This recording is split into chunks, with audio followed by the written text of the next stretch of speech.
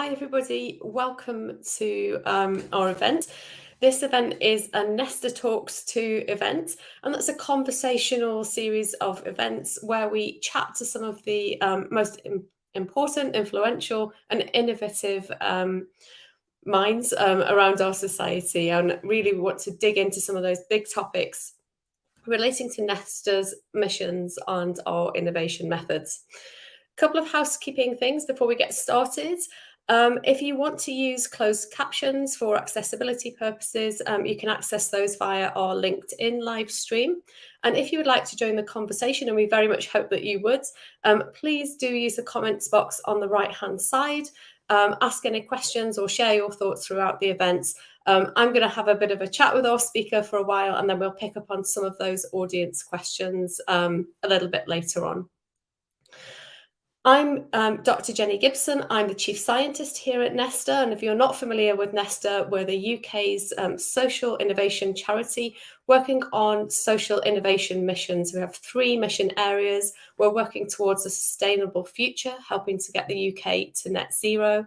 We're considering how we can all have a healthier life, for example, through reducing obesity and loneliness. And most relevant today, we're interested in getting a fairer start for all children and young people in the UK. We're interested in how we can narrow the outcome gap between the most advantaged and disadvantaged kids in our society. So I'm really excited that today we're joined by Dr Yinka Olusoga, who's a lecturer in education at the University of Sheffield, and she's a co-investigator on the Play Observatory project. And she's also got an interesting background, previously having been a primary school teacher in Birmingham, Liverpool and London. She's also the director of the British Academy research project Childhoods and Play, and her current research interests focus on intergenerational and intercultural play and storytelling, and on the co-construction of inclusive networks and spaces for play. So welcome, Yinka. I'm really excited that you can join us today because, as you know, play is also a special interest that's close to my heart. So can you start off by telling us a little bit more about the Play Observatory project and what motivated it? Yes, thank you for having me, and happy to talk about it. So the Play Observatory project comes out of a history that we have at Sheffield and at University College London of doing collaborative interdisciplinary work on projects about children's play, past and present. So together we run the British Academy project that you've just mentioned, and that's based on the archive of the British folklorists of children's play, Iona and Peter Opie. And a range of projects have already stemmed from that work, looking at archives, but also looking at children's play today and digital play, as well as offline forms of play. So all of that previous work really made us appreciate the importance of recording children's everyday play, and that play is innovative and it responds to the new, but it has deep continuities and traditions that span generations. So in 2020, as the pandemic was sweeping the world, we were asking ourselves this question, what happens to play during a global pandemic, and also during our first global pandemic in the digital age? Was that going to be making any difference?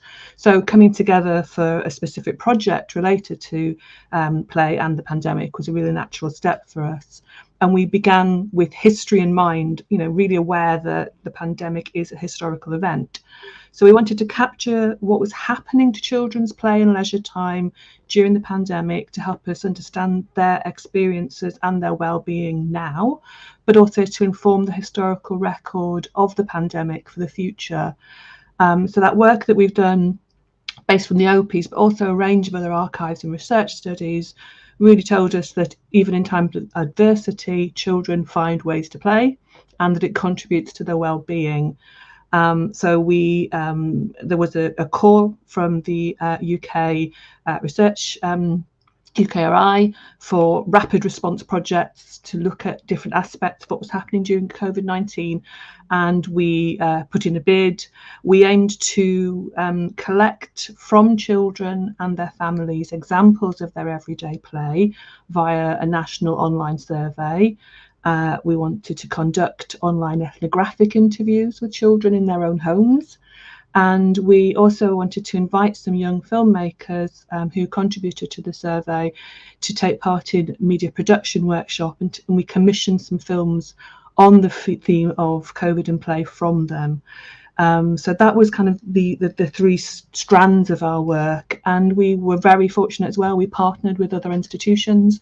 So we partnered with what was the Museum of Childhood, but is now Young V&A, to co-curate a virtual exhibition based on some of the surveyed contributions, and that went live earlier this year. It's called Play in the Pandemic, and if you Google that, you will find it.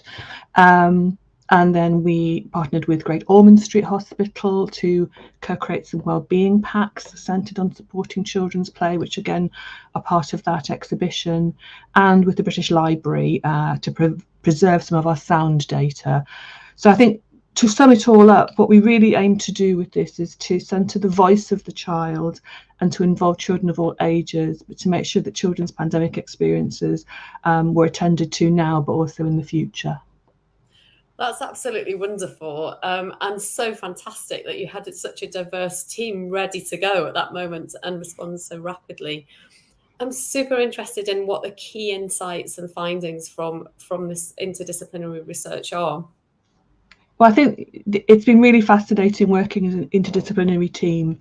So I'm a historian of childhood and play. We've got folklorists, we've got people who are into media, multimodality, lots of different perspectives. And also we've been really fortunate in that, you know, we had lots of contributions, and they have ranged from children, you know, who are months old to children who are 18, you know, young people. And the benefits, I mean, it's been difficult to do an entire project without actually meeting and to do it all online. But also the digital has allowed us to collect a range of different types of contributions. So we've got text, but we've got photographs and drawings and videos as well. And we do bring those different lenses, you know, the cultural studies, folklore studies, media literacies, education. And what we're finding is that the findings continue to emerge as we continue to engage with the data, and we engage with it separately, and we also come together to engage with it. And that's really interesting, the difference the things that we see in the data. I think for all of us, an overarching theme is really how productive children have been in the new spaces and relations of the pandemic. And that's really important, I think, because obviously we've had this dominant discourse of learning loss, and, you know, but we're seeing really productive, interesting things that the children were able to do in spite of restrictions. And it's really been interesting how resourceful their play has been. So we see them combining the old and the new, traditional forms of play, digital, in innovative ways. We see them managing to maintain connections across networks of friends and family through play, and really thinking very deeply about their experiences as well. So we have some contributions. For example, there's a group in Birmingham called the Home Cool Kids who started their own online magazine, and they were writing and drawing about their experiences in the pandemic. And it's, again, beautiful to hear the voice of children talking about not just what they've done, but how it's made them feel. And we've seen children really making the most of what they have, and events and opportunities. So like adults, they were learning new skills, and they were sometimes using time to engage in new interests. And just really thinking at the moment, my son's off on his year 6 residential, and it's a bushcraft residential. He spent most of the pandemic going out and doing bushcraft in his hour outside with his dad. So he's got skills to bring to that he wouldn't have necessarily had without the pandemic. So children didn't exist in a vacuum, and they often went back into school when it became much more normal with, you know, new interests, new skills to bring.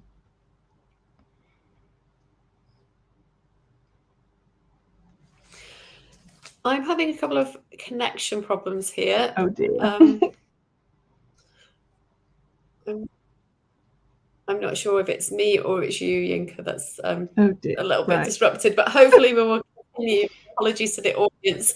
Bear with us if there are any sort of hiccups with the connection. So that I was really interested in the extent to which, we were thinking about play as a means for children to process the collective trauma of the pandemic. Maybe it's an assumption that it was particularly traumatic. I know we have heard from some children and families that actually they experienced a more positive pandemic and had space and time to just be themselves. But nevertheless, there's lots of things that provoke anxiety, such as dealing with germs and difficult conversations, maybe losses of loved ones. Do you see a role for play in managing trauma or difficult experiences for children? Yes, I think it does have that. I think what we see is that play can be a lot of different things. It's really complex. So we do know that play persists in adversity, and we definitely see that in this data. And obviously the constraints and the worries of difficult and frightening times, like the pandemic could be, are very real. And children still find ways to play. And obviously the pandemic, it hasn't been this steady thing, has it? It's chronic, and it has acute episodes. It's different at different times. So just like adults who are experiencing traumatic events, children, I think, learn to adapt their everyday play activities to the changing circumstances, and they use what's available creatively. So we saw examples. Play could be an escape from the world. It could just be a chance to process the things that they were seeing in the world. And obviously, we've got lots of children who were babies and toddlers, and so hand sanitizer stations and doing a lateral flow test was just part of their world. So when it's appearing in their play, it's not necessarily a traumatic thing. I think it's just them processing the things that they see in their world. But obviously play can also be this chance to rehearse things that scare them, or to rehearse things that they're looking forward to. So I'd say that we could see that within play, that link to emotion, play is deeper and more complex than simply fun, which I think often we kind of throw it away thinking of it in those terms. And part of what we wanted to do with our design was to really explore the emotional states that children experience during play. And it's really interesting how I think a range of emotional states can develop over time, but they can also coexist within play episodes. So you can have excitement alongside silliness. You can have that deep immersion and satisfaction that comes from practice and mastering of something. We have the thrill of risk. Sometimes children expressing anger and anxiety and communicating their emotional state to themselves, but also I think to their grown-ups. And that kind of reminds me, relating back to how we designed the Play Observatory survey. So we, like all researchers do, we trialed our survey, and us as researchers took part in that trial. I remember uploading an example of some chalk play from April of 2020, and I uploaded it with my son in February of 2021, and it was a really interesting process, actually. So he'd done this play and he'd just gone out into our driveway. I thought he might be doing rainbows. I wasn't really paying attention, and I looked up and he'd been drawing Get Out and Skull and Crossbones. And I was like, what's going on? And it turned out he was expressing his anxiety because he knew that we shouldn't be having people to the house and that we had this social distancing. But obviously we'd had people delivering things to the house, and he was anxious about that. So that play episode had been the first time I'd realised he had that anxiety. But then when we were uploading nearly a year later, it was another chance to talk about that. And he was talking about how he'd been anxious, but how actually doing that play and then having that conversation with me, and then his sister came and joined in, how that had helped him really think about it. And he called it pandemic panic drawing, but he felt better once he'd done it. So from that trialing, we kind of realised we wanted to prompt children a bit more to talk about their emotions. So we used emojis in our survey, which is quite innovative. And we also included a prompt for parents' reflections on having had this conversation to support your child making a contribution to our survey. Has it, helped you think about what that play meant to you at the time, but also now? So I think, yes, I think play is so complex, children doing a lot of things with it, but also some play was just play. It wasn't about the pandemic. It was just having, an engaging experience. And that's really interesting, because I guess it provides some sort of continuity as well as the kind of response to the new. I was really interested to chat to you about your work on the OP archive, particularly because that was one of the, their book was one of the seminal texts that inspired me to work on play, although my own work has gone in a different direction and come from folklore studies. I think that for me that has a kind of fascinating appeal to look back and see what were children doing and saying on playgrounds all those years ago. I'm interested in your view of why the Opie's work is still relevant and how its kind of influence continues to the present day. Yeah, I think we probably have a very similar response to the Opie's. For me, it was something that I came to as a historian of play and of childhood. And so the chance to kind of work on a project that's based on looking at their archive for me was really fascinating. It's a treasure trove. So, over that 30-year period, they collected over 20,000 contributions from children about their play, about their, childhood and playground experiences. And the bulk of that was from a national survey that was, through building up a network of adult, mostly teacher and child informants. And so obviously the relevance of it just became very different once I was working on the Play Observatory. So I think it's really deepened my appreciation, not just of the content, but also how they went about, collecting and doing their research. So their responses are mostly text, but they do have some drawings. But I think for me, what was really important is them demonstrating the importance of children's everyday play. And that's the beauty of it. I think when you get lots and lots of little examples, they're not examples that individually are going to change the world, but actually there's something about bringing them together and seeing the patterns and seeing the innovations and the twists, but also the continuity that's really important. I think they also demonstrated that children are preoccupied with contemporary issues, and obviously they change over time. But we can see some continuity in the types of issue that children respond to and how they incorporate them into their play. And I think also for me, they have a real interest in children's folklore and children's own folkloric interests. So children engage in, celebrations, rites of passage and customs. So it's a broad understanding of what play and everyday activity is. And I recently spent some time at Oxford because their archive is split over between the Bodleian Library at Oxford and the Folklore Society in London. And spending some time, going through the archive in Oxford was fascinating because they have wider material that didn't just come directly from children. So they were avid collectors of cuttings from newspapers. And it gave me a real appreciation of the breadth of their interests, because they're really interested in children's cultural worlds.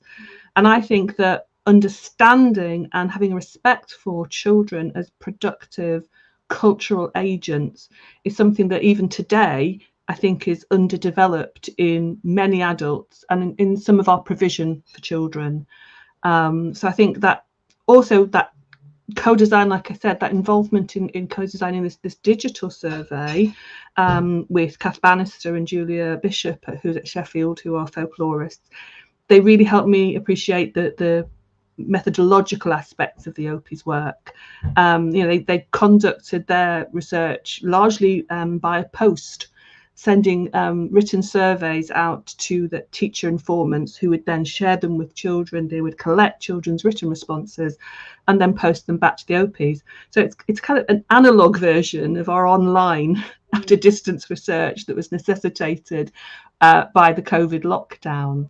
But we became really interested in how they developed their approach over time, because I think anybody who's ever asked children to tell them about their play, it's a very good way of shutting down a conversation, isn't it? Yeah. So it's how to phrase prompts that are open, that elicit detailed responses from children.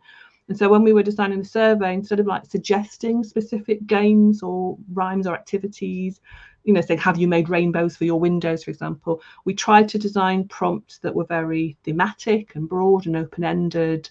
And we were also influenced by the work of Brian Sutton Smith, understanding play as being diverse and ambiguous, but also that there's inherent playfulness in a range of activities, including these customary practices and performances.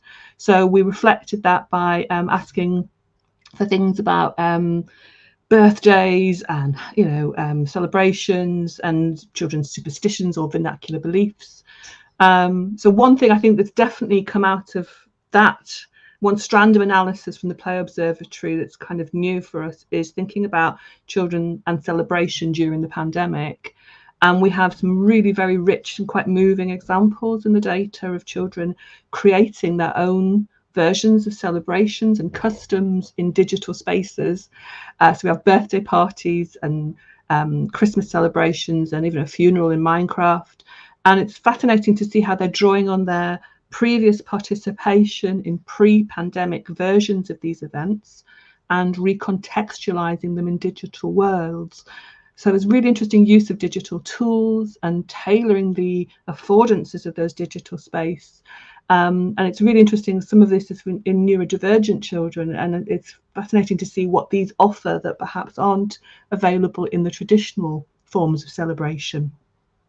That's really interesting, because there's this whole narrative around digital play being somehow impoverished and, not really the real thing, and children are missing out. It sounds to me like your data are telling a different story. Yeah, I think that's a really important aspect. And I think, again, it comes back to this idea of what do we get from being interdisciplinary. So John Potter and Michelle Cannon and Kate Cowan, who've worked on the project, we're very much into the idea of children's literacies, children having multiple literacies, and that includes, media and digital literacies. And I think it's really helpful to expand talk from literacy to literacies, and appreciating the range of literacies that children come to schools and settings with, and that they deploy to read the world and participate, and to help us challenge those unhelpful binaries, like you said, because they're binaries that exist in adult thinking that don't exist in children's thinking. So we have this kind of offline equals real equals good, and online equals not real equals bad. And children just range across, they don't see a divide. And we saw a lot of examples in the Play Observatory of children, starting some play episode online, then it moves offline into the garden, then it comes back, and then it's in another space. And it's really interesting. So there's lots of hybridity, and they are not seeing, there's not hierarchy of one being better than the other. And children are pulling on their cultural experiences in all these different spaces, and creating really productive, interesting ways of expressing themselves and connecting with each other. That's so interesting. I guess it brings me on to one of the final points I wanted to touch on, which was really thinking about, why do you think it is that issues around early childhood and young children's experiences are so neglected in our society and public life and public discussion? What's your take on that? Oh, I think it's really something that I find very difficult to understand, because I think for me, one of my interesting experiences I had as a teacher was I went to teach in a school in Knowsley, in Merseyside, and I was teaching a year 3 class, and then the next year I was teaching a reception class. And when this was announced, my wonderful parents of my year 3 class burst in and said they were going to talk to the head teacher because they were really upset I'd been demoted. And I had to explain, first of all, I really haven't. And secondly, I'd asked for this. And I just thought it was really interesting that we assume that working with younger children is a demotion. What does that say about how we understand what young children are doing, and how we think about and value the people who work with them? So I've taught people from age 3 to people who are in their 70s. I can honestly say I find that when I was teaching nursery, it was incredibly intellectually demanding.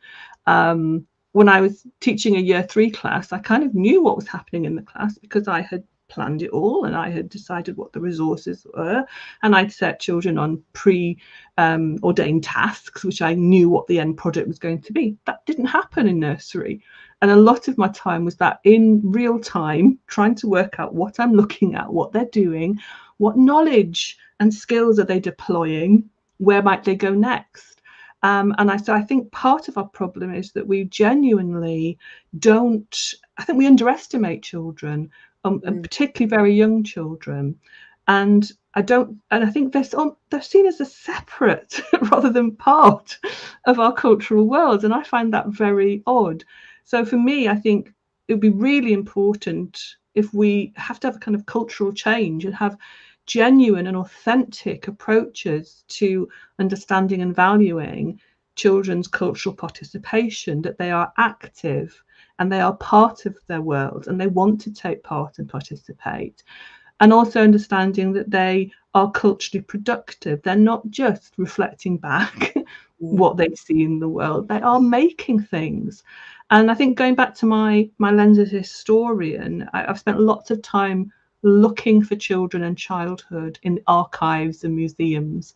And it's quite hard, to uncover them sometimes, and it's very rarely from their own perspective. So my question in working with children is, how can we, going forward with what children are doing now, how can we make the historical record inclusive of children, of their diversity, and of their contributions to our cultural lives? And do you see, I'd love to sort of think about some of the positives there. What's changing? Have you got some good examples of where we're starting to do this? Well, I think I was very lucky because I was surrounded by playful adults growing up, and they made all the difference. They made home interesting, they made going out into my community interesting, and I think that absolutely enriched my experience. And I do see a lot of adults who are committed to being playful and creating playful spaces that include children. So I think things like the child-friendly cities. I live in Leeds, which is a child-friendly city. I love seeing what happens there, and it very much means that my children have been brought up feeling part of the city and welcome in the spaces of the city, in a way that I think wasn't always there when I was growing up. So I think having the message. I think we do a lot of the research that we do at Sheffield is working with children and families.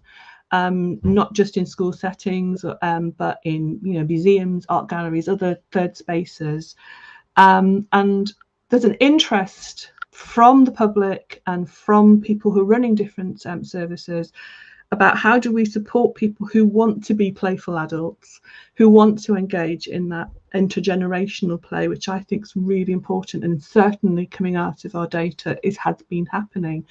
So I think it's about supporting adults to have their own passions and interests. And that means we need a healthy, fair society so people have the space and the means to do that. Because I think when adults are doing that and they're playful, we can help to kind of not label, we tend not to label things that adults do as play. And I think that, again, means that we devalue what children do as play. We don't think about what we're doing as play. But I think helping to support families and other people to have adults who want to engage in children with their play, who help co-create environments for play, and who are able to collaborate rather than dominate when they're in play. So some of the work I've done with, we have a project at Sheffield called Maker Futures, which is run by Dr Alison Buxton, and that's using maker spaces and tinkering. But we work with families and support people who perhaps aren't feeling very playful or creative to begin with, and maybe are a bit scared of bits of new technology, but they can come to some of our events, engage in some very playful, open-ended, hands-on experience with their children, and come out with some skills and some confidence, hopefully, to take that playfulness back into their homes and their communities. That's super interesting. I just want to move over to some of the comments we're getting from the audience. There's a really interesting question here about how should we think about the differences between spontaneous and organized play. So, I guess we're thinking here, is it very instrumentalist thinking here? Is it better to sort of sit down and play snakes and ladders, or to perhaps think about where we could have affordances for more child-led spontaneous interactions. I'd be really interested in any examples you've got from the work you've done and just your general reflections on this difference. I think it's really interesting. For a long time, I was a teacher educator, leading courses for people qualifying to teach in the early years, foundation stage and key stage 1 in particular.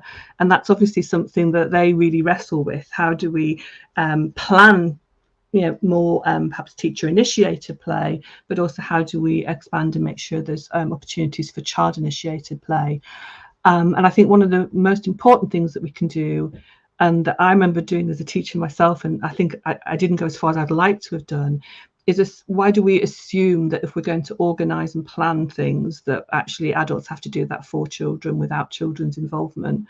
So I think looking at the spaces, looking at what we can do, and involving children in those types of that thinking, I think that's really helpful, because children, I think, aren't just capable of being spontaneous, they are also capable of thinking ahead and planning and deciding on a project and working on something. So I think we don't necessarily need to see those as a binary. Maybe we can see it as a bit of a continuum. So I think thinking about participation and really analysing when we're, and when we've been working with children, I think I'm always very mindful of where does the control lie, where does the power lie? Because I think as an adult, in order to give children the opportunity to feel that absolute rush when you have thought about something, you've planned it, you've put it into action, and you've got your ta-da moment where you show it to other people. A lot of the time, if I think back to my teaching, I was keeping that for myself. And it was very benevolent. I would think, oh, I've got a great idea and I'm going to make it for the children and they're going to really enjoy it and it's a great activity. And I got a lot of satisfaction. But actually, once I started involving children more, they got the satisfaction and they got to, I think, that boost to self-confidence that I'm somebody who can plan not just for me, but for other people. I can do something meaningful that I can then share with my community. We've got a really interesting question coming through from Helen from the Young V&A, thinking just about this cultural agency. And I think that's the example you've just given is a great example of kinds of things that schools might do in terms of giving children that leadership and ownership of play. But also, Helen's put is really good because it's saying, like, how do we capture for the historical records children's experiences, children's playful and I guess creation of meaning. And it sounds like your project has started some way along that, but how could we get systematically better at hearing children's voices and treating them seriously and recording them for others to learn from in the future? Well, there's such a great question and so many layers, I think, to think about. I mean, I think as a society, we need to actually include children as part of the population. A lot of the time, when I'm listening to the news, for example, and people talk about this percent of people, they don't mean this percent of people, they mean this percent of adults.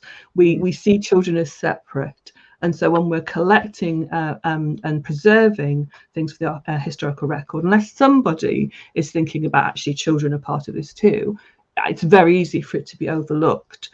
Also, I think sometimes when children are part of the historical record, it is not from their perspective. So thinking about how we do that is really important, and I don't think it can be left to chance. One of the issues, though, and certainly an issue that we came across in our research, was that lots of the legislation now about how we collect data and whether we keep certain types of data, that is really in tension with this historical mission, if you like. And so the legislation itself is not saying that you can't collect this data, but it does mean you have to think about storing it, even that, especially digital data. So we were very aware with the Play Observatory that it's not just the contributions that are important, but people in the future want to know about the contributors as well. So we were having to try and collect data to kind of flesh out who people were, which meant we had to think about meaningful ways of getting children to talk about their identity. which means we had lots of philosophical discussions about the difference between ascribing identities so that children just tick, or giving children the opportunity to articulate their identity as they see it. So again, we're starting to get into lots of different difficult but interesting and worthwhile discussions. With museums, obviously, we have this idea of, material artifacts versus digital artifacts. So again, I think when we're thinking about events that are affecting the public and we're collecting from the public, children are part of the public. And the digital is an opportunity, in lots of ways it's easier to store, but it's still not cheap. It's not free. Someone has to be doing that work. I know this question came from the Young V&A, and I know that they've changed their mission.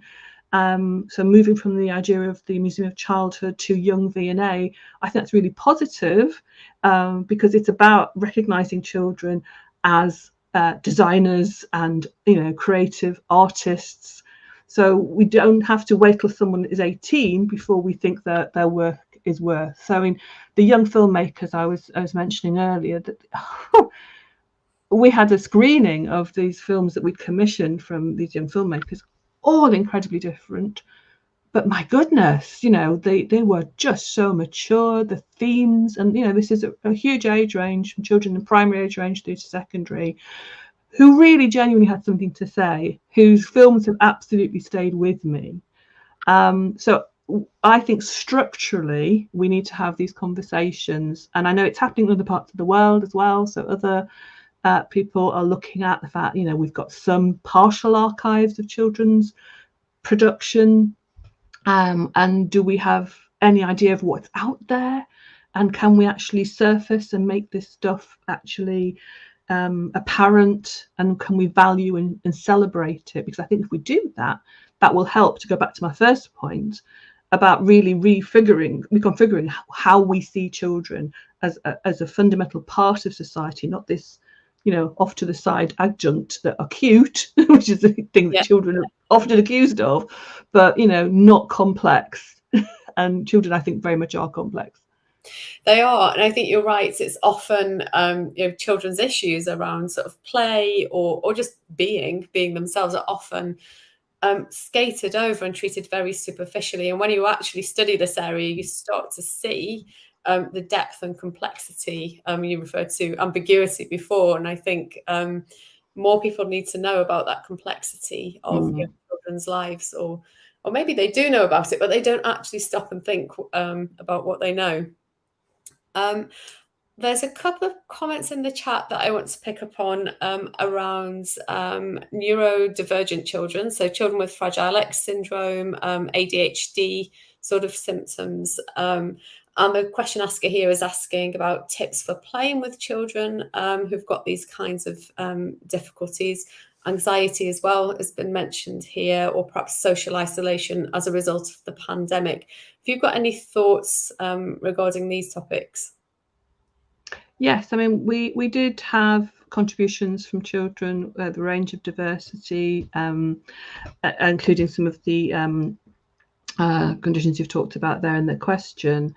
I think it's really interesting. So for some of those children, the pandemic and lockdown was actually quite a good experience. That it offered them opportunities to do things and to adapt things in their play that actually made it work for them. So the birthday celebration we talked about, it was two neurodiverse children creating a birthday celebration that absolutely spoke to them and their interests, but allowed them to engage with other children online in a way that actually was helpful and supportive and inclusive.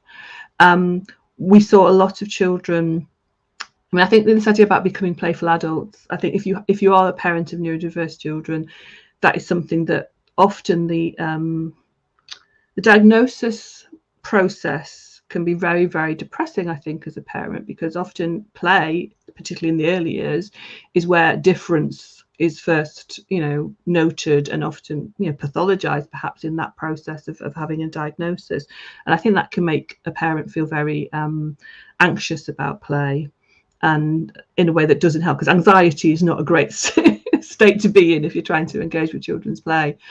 So I think, you know, this idea about being present with children, one of the things that really came across with the play was that we spend a lot of time, I think, as a society, assuming that in order to play with children, we have to have lots of gadgets and lots of, you know, expensive stuff, and we have to go to places.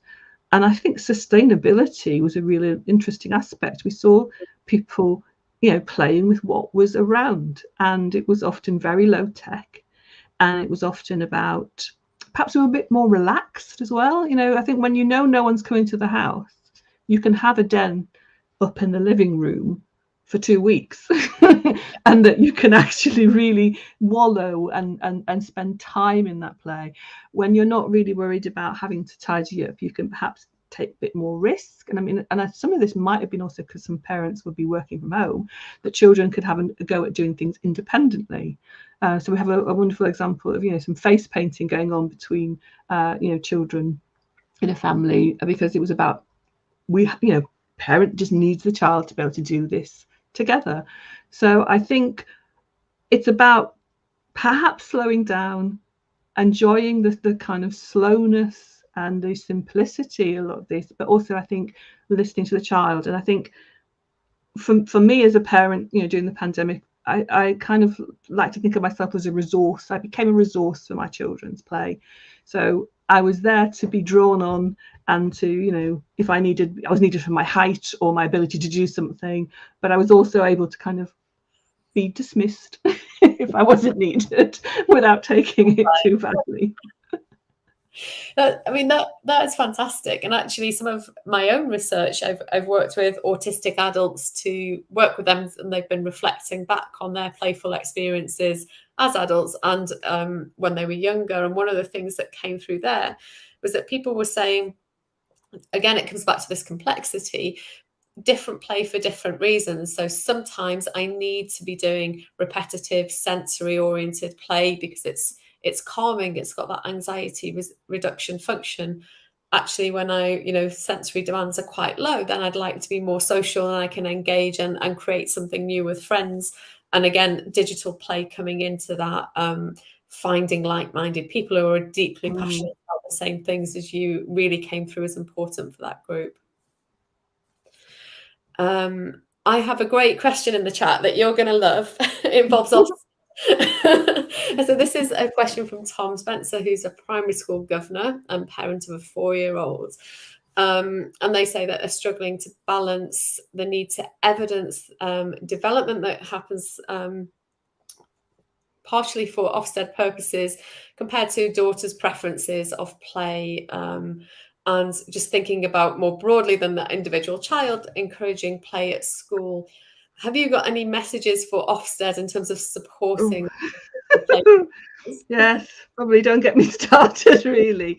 I mean, I really think that I'm a big advocate, as somebody who has trained an awful lot of teachers to teach across the primary age range, that we need to make sure that we continue to view the early years foundation stage in primary schools as a distinct phase and not a space that needs to be colonised by practices that are informed by this catch-up discourse, which I think often trivialises and squeezes out play. Children only have a very short space of time in the earliest foundation stage in school, nursery reception classes, and there is something really powerful that the play can be doing if they can engage in it, and if they can engage in genuine, deep, interesting play. I think it's really interesting because my experience as a teacher educator was I would talk about this and I would talk about the research, but until you see it, it sounds lovely. It sounds like a nice story, and if only we could, and but we've got this and we've got this intake and that. So one of the most important things I did was to partner with a school that did this, that had a very play-based approach, and take students there and show them it. Because I think if you've seen it working and if you've seen how it can be evidenced, and we've got so many tools now to evidence what children are doing, and to capture children talking about their experiences as well. So I think I've always seen my experience of Ofsted as a teacher was always to not assume that I'm talking to somebody who absolutely knows this stuff. So my job is to advocate for this, to explain and demonstrate not just that it works, but how it works. And I think it's developing that body of knowledge. So I find finding the good practice, finding the exceptional places that are doing this well, because often when you look at it, it's not horrifically complicated. It is something that you can replicate and that you can adapt to your local settings. But I think the students I've sent to this setting year after year, that my children went to this setting, came back convinced and came back with the not just the practice and the skill, but the ability to articulate and advocate for this approach, and they could take that into different settings. There is a community out there. I think that's what's wonderful about things like Twitter and various campaigns, that there is a community out there. There are resources, there are things being written, and I think it can be quite isolating when you're being Ofsteded. You can think, oh, it's just me, just our school, but actually reach out and find that community, because it really, I think, can support. I think you're right. And I feel like there is a growing movement of people who are recognizing the importance of the early years and of play. And one of the things that I always think is that it's almost artificial to start talking about separating play from academic learning in children so young. It's really part and parcel of the same thing. Yes. Children's development is so holistic. Yeah. It's interesting that isn't always reflected in some of the views of yeah. diplomatic. Well, I think as adults we kind of forget that we have been taught how to think and how to divide up the world, and children haven't yet been told that. They haven't been told that science and maths are not exactly the same thing, and that art and science aren't the same thing. So for me, I think what's really interesting, and I suppose my approach to research, I'm not trying to impose a simplistic understanding on a complex reality. And I think within early childhood education, and really with education as a whole, really, there is this political and popular discourse, and it's absolutely understandable. There's a longing for a simple formula that works. But I think this is why that interdisciplinary work into early childhood education is really important. It's a useful antidote to that, because actually bringing those different lenses in to look at what young children are doing opens up that complexity of their actions and their experiences. And I think it makes it much more difficult then to dismiss what young children are doing as just play and as trivial. And it absolutely challenges this work-play binary, which, if you, under any real analysis, really breaks down. Even in adult life, it breaks down. Absolutely. I think I want to wrap up, but just got one or two more comments that I wanted to pick up on for the sort of final bit of discussion. So one is a comment from Mid Wales talking about providing outdoor open access play and play work model, which I think is really interesting.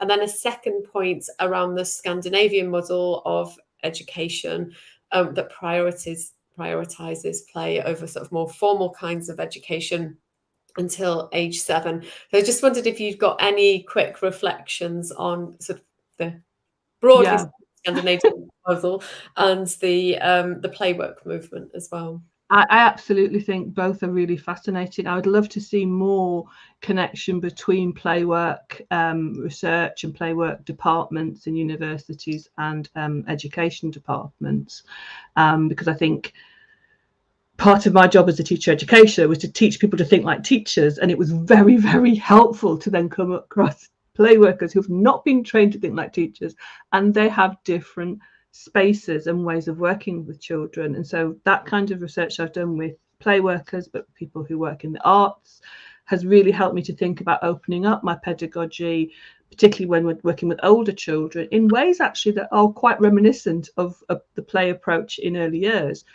Being open-ended, being really interested in the process rather than an end result that I've already, thought of and visualized. So I think that's really helpful. In this country, I think historically, I wish we had a Scandinavian model.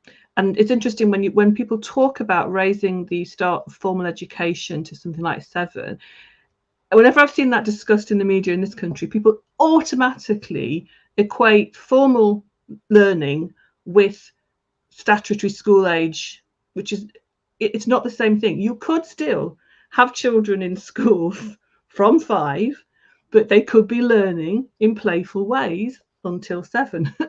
And so it's not a case of saying to parents, oh, right, you've got to somehow find the childcare to look after a child till they're 7. No, but it means that they can have 2 extra years where we're attending to their literacies, not having their, literacy as in their reading and writing being absolutely the lens through which we see them and also they engage with school. So going back and thinking about some of the children I've taught, I remember watching a child once.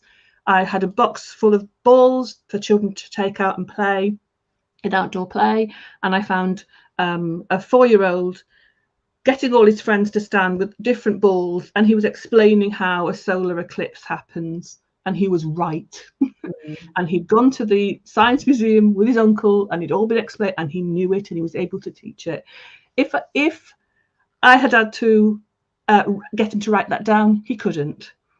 So I think it fascinates me how much we make decisions about what children know and can do based on whether they can write about it or not. Giving them a chance to not have that until 7 would open up chances. And all of the research that we've seen across the world talks about equifinality. Doesn't matter when you start teaching children to learn to read, they will have learnt by the same age. But what the children who started later haven't had is 2 years of a restricted curriculum, or for some of them 2 years of failing to learn to read. And I think that self-image impact is huge. That seems like a great point to end on, that appeal for greater attention to play for longer periods in early childhood when it is so important for children's well-being. So Yinka, thank you so much for joining us for a fascinating discussion today. And thank you to our audience for great engagement and comments as well. We would love you to fill in a survey that my colleague is going to drop into the chat, just so that we know we're getting it right, or we think about what we can improve with our Nesta Talks to events. And possibility of winning a £50 book token. So I might enter myself if I'm allowed to do that. So we'd appreciate it if audience members could do that. Also, just to let you know, we've got another event coming up on the 28th of June. That's next Tuesday. And that will be our first of a series on early years tech. And we'll be thinking about the relationship between what we're calling toddler tech, apps and digital experiences designed for children, and what, if anything, those kinds of products might be able to do to reduce this disadvantage gap that we're seeing. So the point of this series is to bring together different people with different opinions, futurists, academics, policy experts, and to think about how we use that kind of tech. Given that it's already here, how can we make it responsible? So hope to see you there. We'll post a link to that as well, and hope that some of you will sign up. Thank you very much.